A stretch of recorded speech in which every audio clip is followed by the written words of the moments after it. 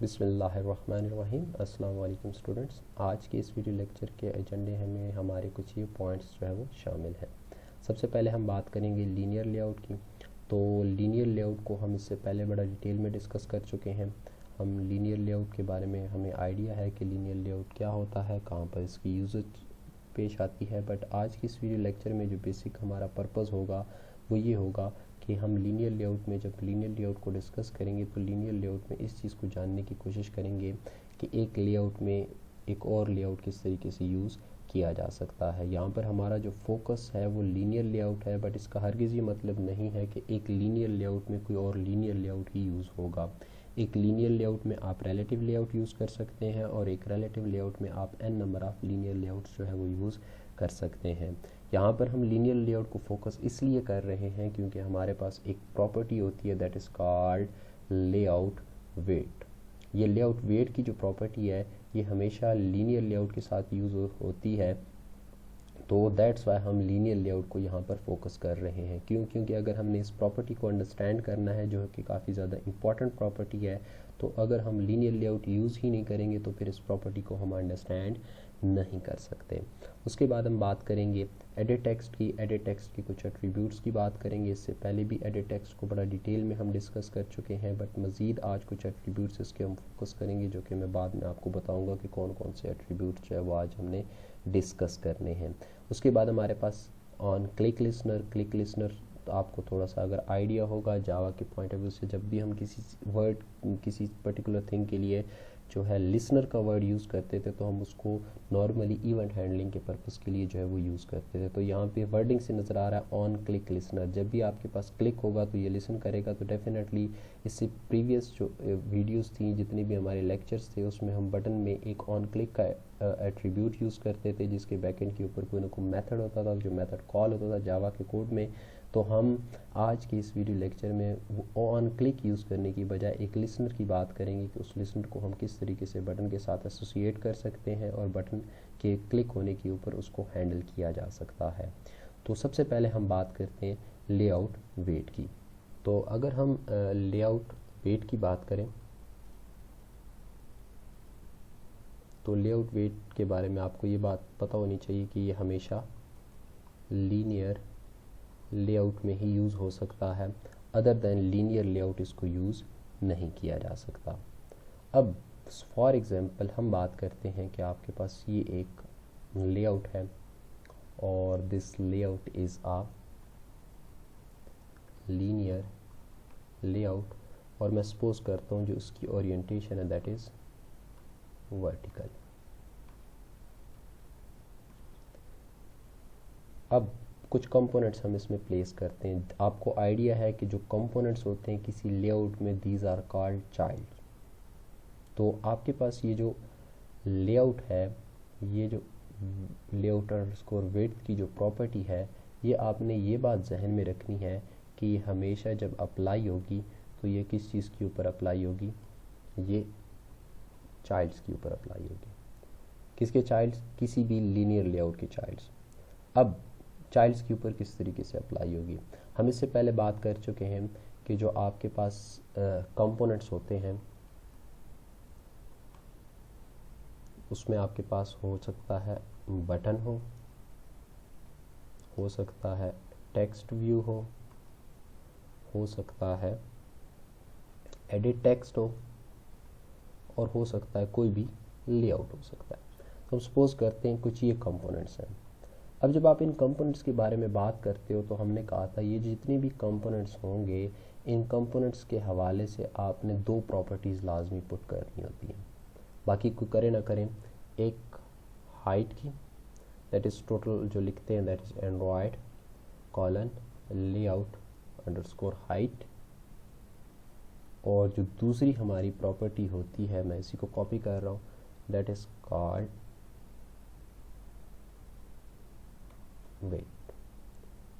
Width. अब अगर हम बात करते हैं तो इनके बारे में हमने पढ़ा था कि इनकी पॉसिबल जो वैल्यूज़ हैं वो क्या हो सकती हैं। तो हमने कहा था इनकी जो पॉसिबल वैल्यूज़ हैं वो हो सकती है रैप कंटेंट, या फिर हमने कहा था मैच पेरेंट, या फिर हमने कहा था कोई भी वैल्यू जो कि डीपी के पॉइंट ऑफ व्यू से हम रिप्रेजेंट करते थे डेंसिटी इंडिपेंडेंट पिक्सल्स। अब यहाँ पर हम बात करते हैं कि अगर आप यूज़ कर रहे हैं लीनियर लेआउट की, तो आप इनकी हाइट और विड्थ को सेट कर सकते हैं यूजिंग लेआउट अंडरस्कोर वेट, कि आप लेआउट अंडरस्कोर वेट की प्रॉपर्टी को यूज़ करते हुए आप इनकी हाइट और वेट जो है वो सेट कर सकते हैं। बट एक बात जहन में रहे कि आप विड्थ को सेट करने लगे हैं या हाइट को सेट करने लगे हैं, ये डिपेंड करेगा आपके लीनियर लेआउट पर, जिसके लीनियर लेआउट की चाइल्ड पर आप ये प्रॉपर्टी अप्लाई करने लगे हैं। फॉर एग्जांपल चाइल्ड का कॉन्सेप्ट मैं दोबारा से रिवाइज कर ले तो मैं कहता हूँ suppose this is the component. तो ये जो कंपोनेंट है, ये कंपोनेंट आपके पास कौन सा कंपोनेंट है, ये कंपोनेंट आपके पास चूँकि लीनियर लेआउट में है तो हम कहेंगे दैट इज़ आ चाइल्ड। तो ये कंपोनेंट आपका जो है ये क्या है, that is a child component. अब इस टाइम के ऊपर हम चूँकि इसकी ओरिएंटेशन वर्टिकल है, तो अगर मैं इसके ऊपर जो है वो वेट की प्रॉपर्टी यूज़ करूँगा तो ये इसकी किस चीज़ को इफ़ेक्ट करेगी, that will effect it's height. तो ये कम से कम आपको पॉइंट अंडरस्टैंड होना चाहिए कि अगर आपके पास लीनियर लेआउट है, लीनियर लेआउट की ओरिएंटेशन जो है वो वर्टिकल है, तो अगर उसके चाइल्ड्स हैं, चाइल्ड्स के ऊपर आप प्रॉपर्टी अप्लाई करते हो वेट की, तो वो उसकी हाइट को इफ़ेक्ट करेगी। अब हम बात करते हैं कि एक्चुअली में आपके पास हाइट किस तरीके से इफ़ेक्ट होगी या लेआउट वेट जो है किस तरीके से इफ़ेक्ट डालेगा। तो एक बात आपने जहन में रखनी है कि ये जो वेट है, वेट की बाय डिफ़ॉल्ट जो वैल्यू होती है that is 0 for every child. Her child के लिए जो वैल्यू होगी वो क्या होगी, 0 होगी। बट आप इसकी कोई भी वैल्यू जो है वो मेंशन कर सकते हैं। अब जो वैल्यू जितनी इसकी लार्जर वैल्यू होगी उतनी उसको ज़्यादा हाइट मिलेगी, और जितनी वैल्यू उसकी कम होगी उतनी उसको हाइट जो है वो कम मिलेगी। तो इसके लिए हम थोड़ा सा एक डेमोन्स्ट्रेशन देख लेते हैं। हम सपोज करते हैं कि आप कहते हो कि जी मेरे पास कुछ कंपोनेंट्स हैं, कंपोनेंट C1 के अगेंस्ट आपने कहा दैट इज़ इसकी जो हाइट वेट है, लेआउट अंडरस्कोर वेट, उसकी वैल्यू आपने कहा 1 है। उसके बाद एक और कंपोनेंट आपके पास C2, उसके अगेंस्ट आपने बात की इसकी लेआउट अंडरस्कोर वेट जो है दैट इज़ 2। इसके बाद एक C3 कंपोनेंट है that is layout underscore weight, और उसकी आपने कहा जी 1 है। इस तरीके से एक और कंपोनेंट है 4 that is layout underscore weight, और इसके पॉइंट ऑफ व्यू से आपने कहा जी इसकी भी जो है वो क्या है 4 है। तो मैं दोनों में बता देता हूँ कि ओरिएंटेशन वर्टिकल हो या हॉरिजॉन्टल तो क्या होगा। तो suppose this is our layout and this demonstration is for vertical orientation. अब ये 4 कंपोनेंट है, सपोज हमने इसी सीक्वेंस के साथ जो है वो यहाँ पर मेंशन करने हैं। अब चूंकि हम कहते हैं सपोज इस पर्टिकुलर लेआउट में कोई और कंपोनेंट जो है वो एग्जिस्ट नहीं कर रहा, इट मीन्स ये जो आपके पास स्पेस है from here to here that is only will be occupied for these 4 components C1, C2, C3 and C4। C1 पहला होगा, C2 बाद में होगा, C3 बाद में होगा और C4 बाद में होगा।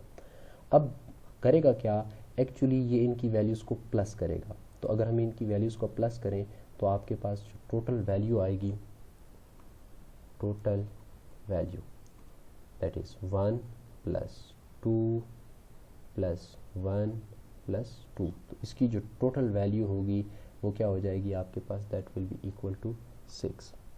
और अब how much space will be occupied by C1, C1 will occupy 1/6, C2 will occupy 2/6, C3 will occupy 1/6 और C4 will occupy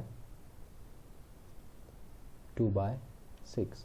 अब अगर आप देखें तो 1/6 जो है इसकी कोई ना कोई वैल्यू आएगी, तो जितनी इसकी वैल्यू होगी उतनी परसेंटेज इसको मिलेगी total of this particular layout. तो आप कह सकते हैं कुछ हद तक ये बात ठीक होगी कि जो लेआउट है, लेआउट वेट जो है ये वेट आपको परसेंटेज में जो है वो अलाउ करता है। इट मीन्स आपके पास जो C2 होगा वो क्या होगा, आपके पास C1 से ज़्यादा स्पेस लेगा। तो अगर मैं बात करूं तो थोड़ा सा अगर मैं इनको डेमोस्ट्रेट कराऊं तो आपके पास जो कंपोनेंट्स होंगे वो कुछ इस तरीके से होंगे कि अगर आपके पास C1 कुछ इस तरीके से होता है, ये वेट जो है वो हाइट से, सिंपल हाइट की बात कर रहे हैं, तो आपके पास जो C2 होगा वो तकरीबन पॉसिबिलिटी है कि कुछ इस तरीके से हो, और जो C3 होगा वो पॉसिबिलिटी है कुछ इस तरीके से हो, और जो C4 होगा वो पॉसिबिलिटी है कुछ इस तरीके से आपके पास हो। तो अगर थोड़ा सा आप देखें तो आपके पास जो as compare to this one, इसकी जो थोड़ी सी हाइट है वो क्या है, ज़्यादा है। तो ये जस्ट आप मैं कॉन्सेप्ट दे रहा हूँ, मैं एंड्रॉयड स्टूडियो में बाकायदा इसको डेमोस्ट्रेट कराऊंगा। इस तरीके से अगर इसकी ओरिएंटेशन हो हॉरिजेंटल, तो हॉरिजेंटल के केस में अगर मैं इसको कुछ इस तरीके से यहाँ पर डेमोस्ट्रेट करवाऊँ तो हम कहते हैं अगर इसकी ओरिएंटेशन हो हॉरिजॉन्टल, तो हॉरिजेंटल में आपके पास क्या होगा, अगर for example this one is component C1, तो अगर C1 के पास इतनी विड्थ है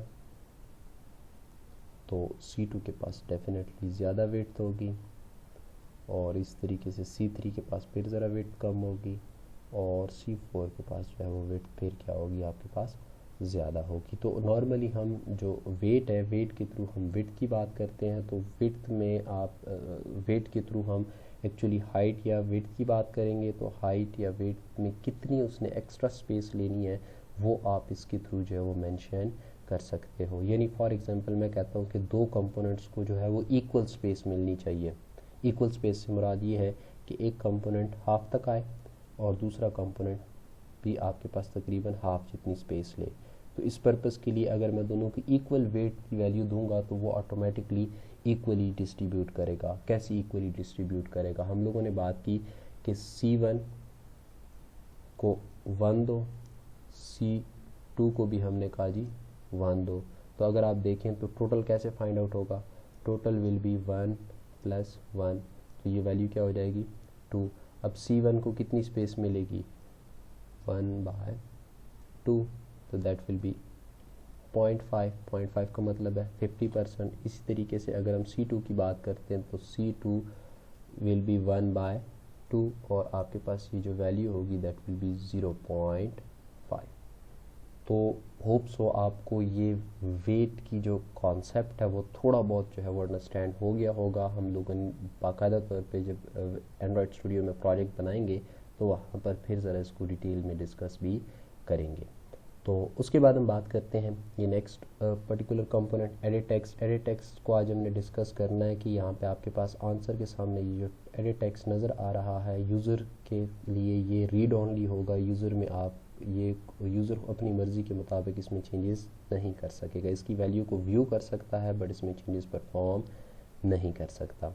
इसी तरीके से हमारे पास ये कुछ बटन्स हैं। तो अगर आप यहाँ पर देखें तो हो सकता है यहाँ पर आपको थोड़ा सा जो है वो अंडरस्टैंडिंग डेवलप हो गई हो कि आपके पास अगर मैं कहता हूँ कि ये दो कंपोनेंट्स हैं और ये दो कंपोनेंट्स आपके पास किसी लीनियर लेआउट में अरेंज्ड हैं, तो लीनियर लेआउट में अरेंज होने का मतलब ये है कि एक कंपोनेंट ने भी 50% स्पेस ली हुई है और एक कंपोनेंट ने भी कितनी ली हुई है 50% स्पेस ली हुई है। इस तरीके से अगर मैं कहता हूँ कि ये दो कंपोनेंट्स हैं और ये दो कंपोनेंट्स आपके पास आ रहे हैं इन अ लीनियर लेआउट, तो लीनियर लेआउट की अगर ओरिएंटेशन है तो वो अगर हॉरिजेंटल है तो ये भी 50% ले रहा है और ये भी 50% ले रहा है। इसी तरीके से अगर हम बात करते हैं तो आपके पास ये दो कंपोनेंट भी किसी लीनियर लेआउट में आ सकते हैं और उस लीनियर लेआउट की ओरिएंटेशन क्या होगी हॉरिजेंटल। इस तरीके से ये दो कंपोनेंट्स भी हम कह सकते हैं किसी न किसी लीनियर लेआउट में होगी जिसकी ओरिएंटेशन क्या होगी हॉरिजेंटल होगी। इस तरीके से ये दो कंपोनेंट्स भी आपके पास क्या होगी किसी न किसी लीनियर लेआउट में आ सकते हैं जिसकी ओरिएंटेशन क्या होगी हॉरिजेंटल होगी। इसी तरीके से अगर हम इसको कंप्लीट की बात करते हैं, तो मैं इसको दोबारा से कर लेता हूँ।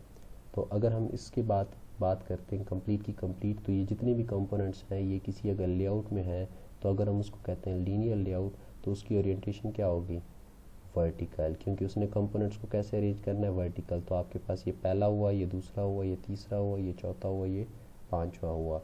तो हम कह सकते हैं यहाँ पे टोटल नंबर ऑफ जो लेआउट्स होंगे वो हमारे पास मल्टीपल होंगे। पहले लेआउट को मैं कहने लगा हूँ दैट विल बी L1, दूसरे लेआउट को मैं कह सकता हूँ जो इन दोनों को अरेंज कर रहा है दैट इज L2, जो इनको अरेंज कर रहा है इसको मैं कह सकता हूँ दैट इज L3, जो आंसर वाले को अरेंज कर रहा है मैं इसको कह सकता हूँ दैट इज L4, जो इन दो बटन्स को अरेंज कर रहा है मैं इसको कह सकता हूँ दैट इज L5, और जो इन दो बटन्स को अरेंज कर रहा है मैं उनको कह सकता हूँ दैट इज L6। अब अगर हम बात करते हैं तो L1 की अगर ओरिएंटेशन की बात करें तो हम कहेंगे दैट इज अ वर्टिकल। क्यों? क्योंकि L1 में जितने भी कंपोनेंट्स आपको नज़र आ रहे हैं जो सब लेआउट्स हैं दीज आर अरेंज वर्टिकली। बाकी अगर हम इनकी बात करते हैं तो उनकी जो ओरिएंटेशन है दैट इज हॉरिजॉन्टल लेआउट। तो हम कह सकते हैं ये जितने भी कंपोनेंट्स हैं इनको हमने जो अरेंज किया हुआ है that is horizontally these are arranged. तो हम पहले इस ग्राफिकल यूज़र इंटरफेस को डिज़ाइन करते हैं, उसके बाद फिर हम दोबारा से वेट को डिस्कस करेंगे कि वेट को किस तरीके से हम मैनेज कर सकते हैं और किस तरीके से उसको यूज़ किया जा सकता है।